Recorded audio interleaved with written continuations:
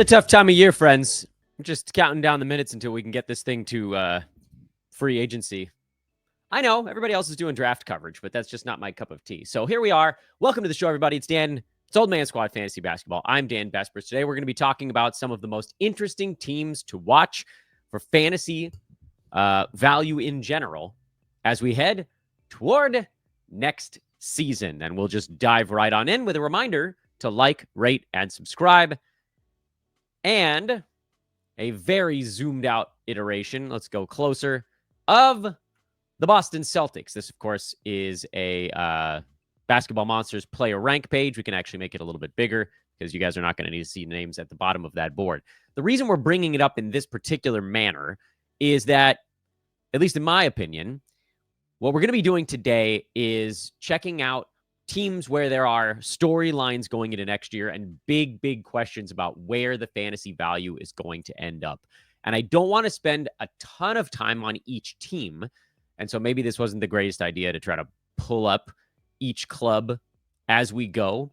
But this at least is a look at what's going on with the team as we talk about them. Now, the reason the Boston Celtics are one of the most interesting fantasy teams for next year is that Jason Tatum is out for, one would assume, the entire season, or if not the entire season, like 95% of it, leaving 20 shots and 6 assists and 6 free throws all up for grabs when you roll it all together into a delightful usage burrito. Boston might be forced to move some bodies around. We'll see what else they do this offseason. But, and again, this show is not about trying to tell you where all of that value is going to go, but rather Boston is an interesting team because you got guys like Jaylen Brown, who are already doing a lot, but are asked to do more. Peyton Pritchard, who had a bit of a breakout this last year, up to 11 shots per game. Does Derek White remain on the team? Drew Holiday at a little over 9 shots per game. Kristaps Porzingis, who's always beat up himself, was actually the third highest field goal attempts per game at about 14 per contest. How does that Jason Tatum usage get split up and distributed among the other guys? And again, because we're kind of going lightning round a little bit on today's show, I'm not going to try to tell you where the usage is going to go. I'm not going to say, Porzingis is going to get 2, and White's going to get 2, and Brown's going to take 4, and whatever. All of those things will sort themselves out as we go. We need to see what the pre-ranks are for these teams. We need to see what the ADPs are for the players involved, and then we can make a call on what we believe is going to be the likely outcome for these particular guys. So that's basically what we're going to be doing on today's show. I have a pretty long list of teams to look at and why. But before we get to that, a reminder that BetOnline is the world's most trusted betting platform and your number one source for all things sports betting. You can head to BetOnline today, and they've got a sweet welcome bonus going. You don't even need a promo code to do it. How fun is that? The answer? Very fun. Lots of fun. Maximum fun. Right now, there's basketball going on in Germany. NCAA baseball is going on, the College World Series. They have minor league games you can get in on. There's a Round Rock OKC game going on right now. You got tennis going on at the moment. Baseball later on tonight. Mixed martial arts like UFC and other. Boxing, tennis, golf, soccer, basketball, NHL. The list of things you can do over at BetOnline is seemingly endless. And again, you can get down on many of them live as the games are actually being played. And if you don't want to wait for the games, which is crazy because stuff is happening literally all the time because around the globe, you can head to the BetOnline casino with all the top Vegas-style games, poker, live casino, blackjack, and so much more. BetOnline, the game starts here. My plan of trying to flash the team roster up on the board as we're doing this is probably going to go down the toilet quickly because Basketball Monster requires you to kind of refresh things as you go. But I'll do my level best, as the old expression goes, because the Milwaukee Bucks are the next team that, in my mind, is worth taking a gander at. And this is, again, much like with the Celtics, because one of the key players is out for almost all of, if not the entire season, and that's Damian Lillard. And they might be without their top guy in Giannis Antetokounmpo.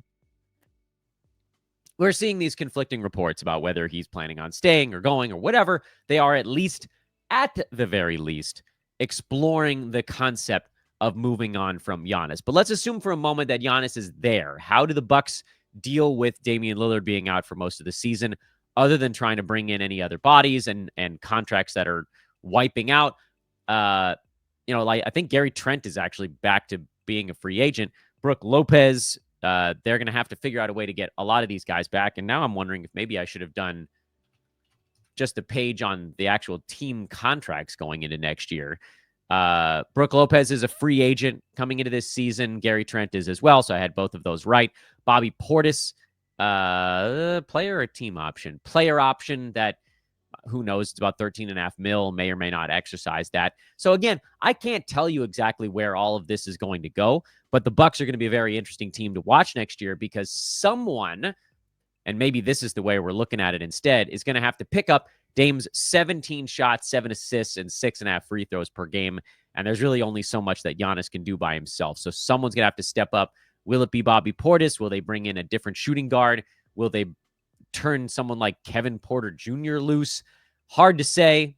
Porter, by the way, also has a player option, so another guy that we don't know for sure is going to be there. But the Bucks are on that list of teams to watch.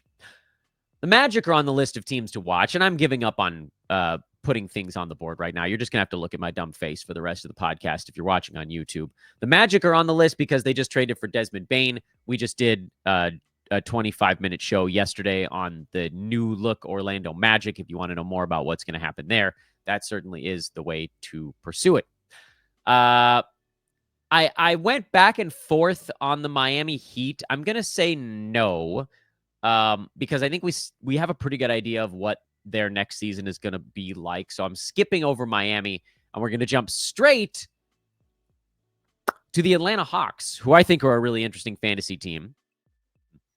Not because of something new that might happen there, but because of the question mark of will the old things persist? Namely, is Onyeka Okongwu just the unfettered starter finally, or do we have to worry about Clint Capella resurfacing yet again?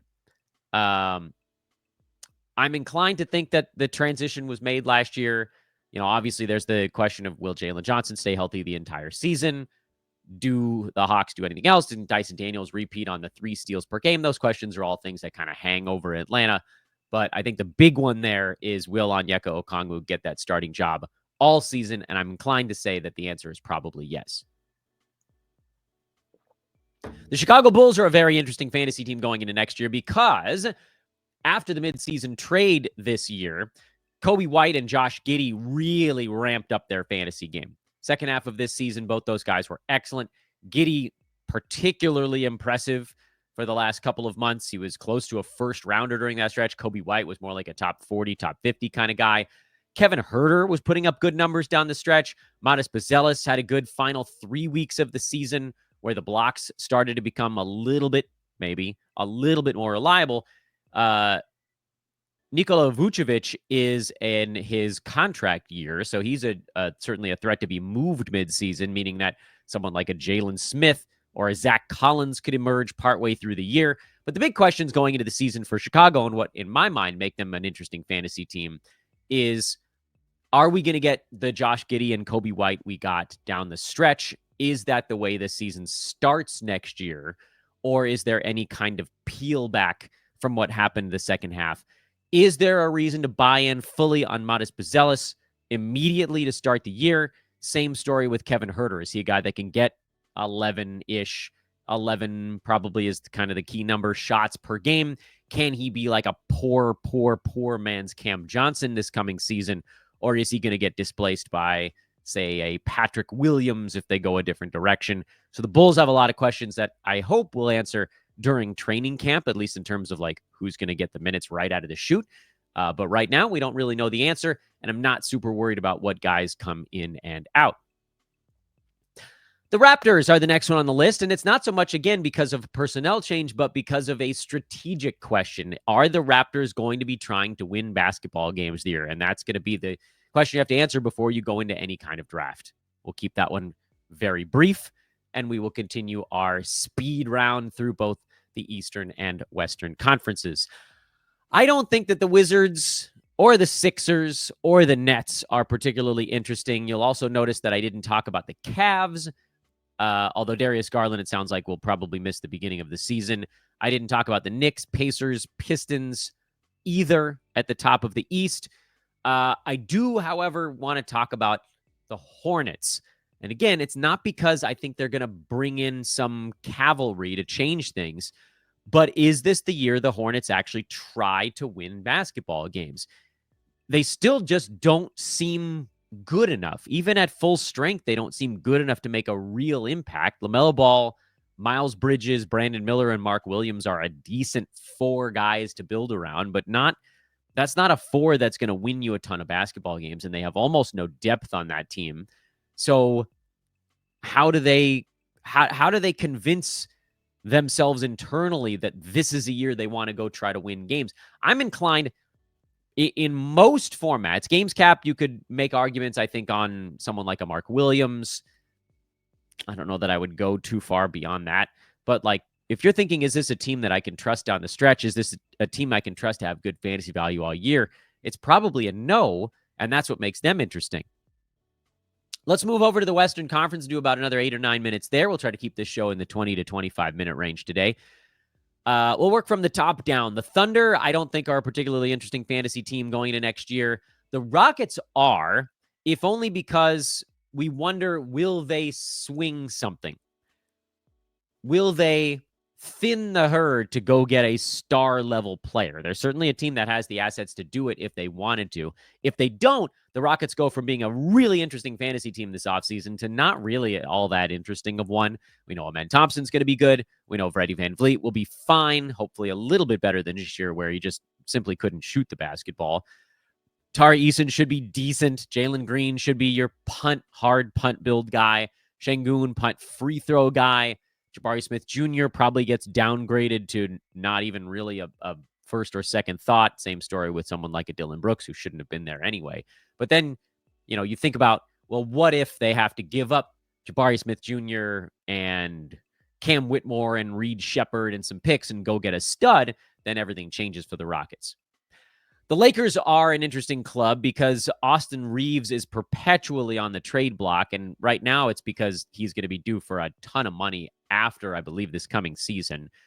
Otherwise, LeBron is almost definitely going to be back. I know there's going to be some hemming and hawing between now and then Luka's sort of the main guy. But will the Lakers add a center? And if they do, is it a guy that you can trust? That's a guy that obviously is going to get a big bump playing alongside Luka Doncic. So that's the big, I think, fantasy-related question for the Lakers. If they have to go get a big man, is it going to require that they part with Austin Reeves?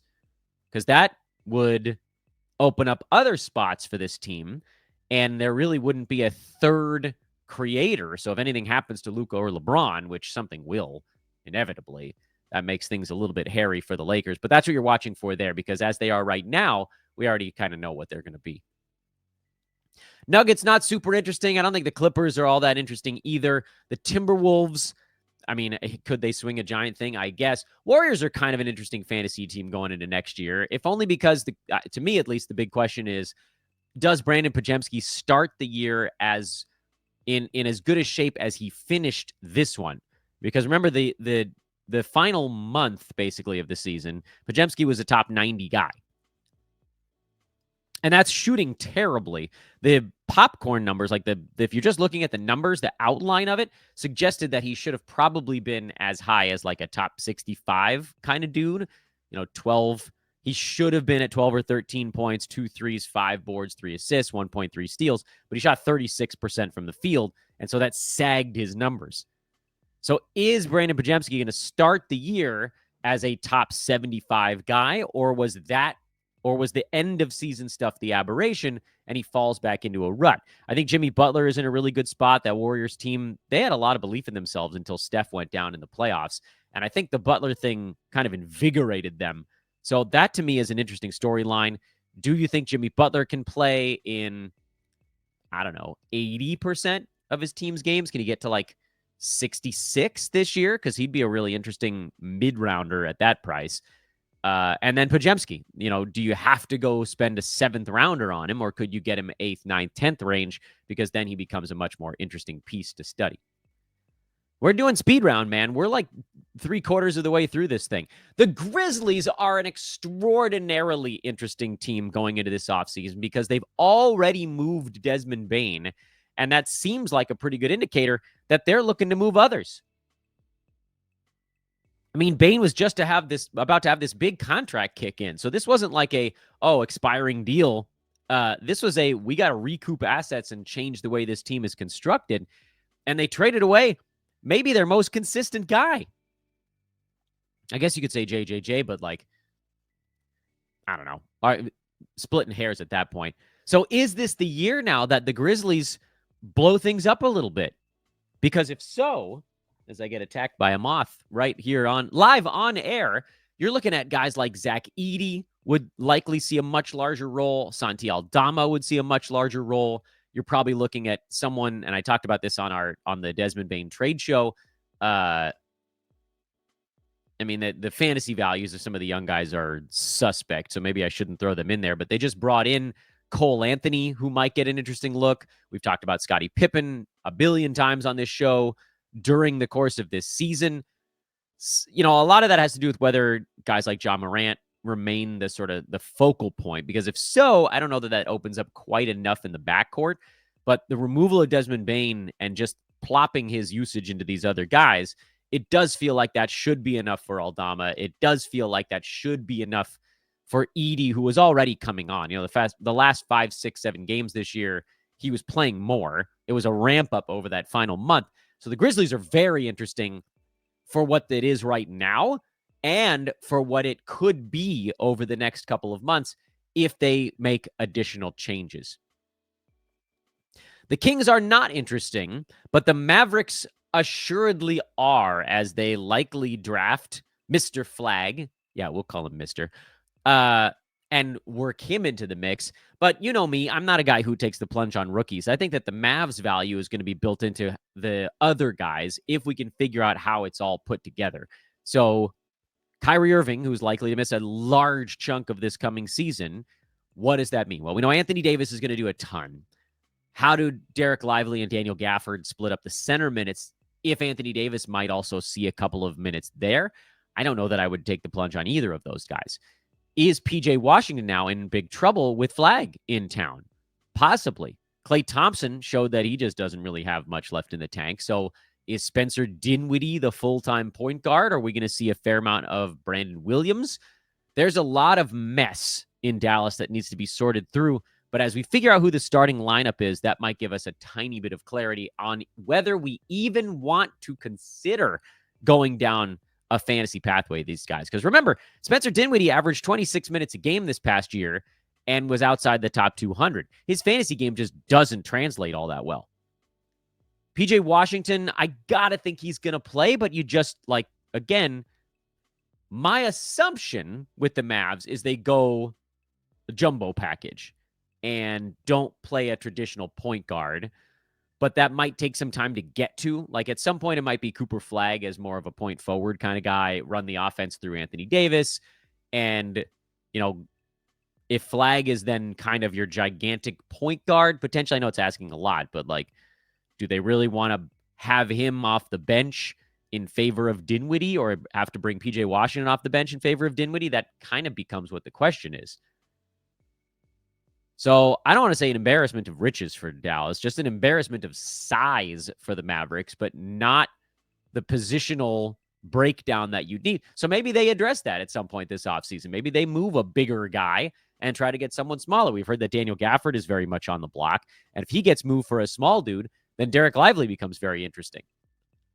So there's a lot of stuff that's super notable with Dallas. And I'm going to jump over Phoenix because to me, they are the single most interesting team this offseason for very obvious reasons. But I want to talk about them for a minute or two when we loop back around at the end. The Blazers are kind of interesting in that, it seemed like they were trying to win this year and they just sort of did it without DeAndre Ayton. So we got a pretty good look at, Tamani Kamara, who sort of plodded along as a top 100 type of guy. Jeremy Grant is still not going to do anything besides shoot. He was a little bit more engaged this year in the 47 games he played. Will Scoot Henderson ever get control of anything? Is this coming year when Donovan Clingan gets fully turned loose. They still, remember, have Time Lord on that roster as well. Does Anthony Simons, is he still there to open the season? Is Denny Avdia going to get to do enough when guys are healthy around him? The Blazers probably have one too many bodies, but it does at least feel like they're going to be trying to win because they were competitive this last year. And we'll have to see how they're going to split up the minutes and the positions. But I don't think I would touch DeAndre Ayton with an 80-foot pole. I certainly don't want Jeremy Grant. Simons is more of like a punt, I don't want to say steals, but more of a punt field goal guy if you're looking down that pathway, or especially for where he's likely to be drafted. Avdia is, your lower percentage popcorn guy who was, again, great when Grant and Simons were out and there were just shots to go around. You got a guy like Shaedon Sharpe, whose game doesn't translate all that well to 9-cat, so he's out on the board as well. So you're probably looking at Kamara, as they love him up there, so he's going to likely play a ton of minutes. I think he averaged the most minutes on the team this year, tied with Simons. Those guys were pretty close. And then you've got to assume that Donovan Clingan is going to get that center spot because nobody likes DeAndre Ayton, and Robert Williams simply cannot stay healthy. So why push it there? Spurs, I'm not that interested in San Antonio. I mean, I think we'll get a good idea of what their deal is. De'Aaron Fox, when he's healthy, sort of pushes most of the other guys out of the picture. I think the only question with San Antonio is can Stephon Castle's game translate more to 9-cat as opposed to points leagues? And if they're fully healthy, the answer is probably nah. Pelicans are somewhat interesting. I'm not even going to talk about the Jazz, by the way, so don't even ask me about it. The Pelicans we'll give them like a middling grade on interest. Trey Murphy, what does he look like this year? When does DeJounte Murray come back? Can Zion stay healthy for a year? What about Herb Jones? Do they trade McCollum? I think the big questions for the Pelicans are, as usual, always around health. Your likely draft day values probably would be Herb Jones, maybe Trey Murphy, but probably not. And then if we somehow get word that they're going to go veteran at a big man spot and start Kelly Olynyk over Yves Missy, that would be something to look at. But probably you're looking at Zion getting overdrafted because of his punt build appeal. DeJounte Murray is not a guy that I want to sit on until he's back. CJ McCollum is just getting really, really old at this point. So not really a massive thing there. And let's talk about the Phoenix Suns, because Kevin Durant is out there on Twitter just fighting with people again, as per usual, which, by the way, it's pretty hilarious.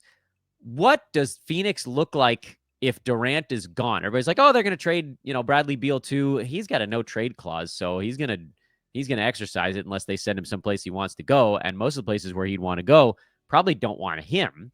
And then could they possibly move Devin Booker and his, $70 million contract coming up? Feels easier said than done. So in my opinion, I think the Suns move Durant and then piece it together from there. I think that the full teardown is probably almost too hard right now. I guess they could pull it off if they took pennies on the dollar for some of these guys.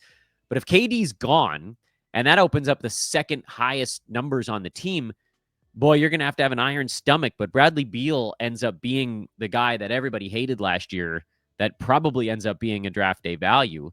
Does Tyus Jones slide back into the starting five? They didn't put him in at the end of this year. Remember, they were running Colin Gillespie as the starting point guard, and Royce O'Neal was playing a decent chunk of minutes. They tried Bol. Some of it obviously will come down to who comes back in the KD deal, but I've got to think that, well, there's also some contractual stuff going on. Is Tyus Jones, I think his contract might have been up, right? Wasn't he a 1-year deal? And we were all like, how the hell did the Suns get him for nothing? Yeah. He was a veteran minimum this year. So, it's a little bit hard to say. Beal feels like an interesting one. Could Grayson Allen shove his way back into a larger role like 2 seasons back when he was really, really good? Maybe. Training camp, ladies and gentlemen, the Suns are going to be a place that we focus a lot of our attention, because if they still have Beal and Booker, that's not a team that's going to be tanking, at least as they are constructed. They're just not going to be able to convince those guys that that's the pathway, and they would be okay being on the roster for a full teardown. So much to watch for. Free agency is going to be a big thing. Training camp is going to be a big thing. This was your, pull and topics out of the sky show for Wednesday. I'm Dan Bespers. This is Old Man Squad. I don't even know what the hell we talked about today, but we did for 25 minutes. See you tomorrow, I guess.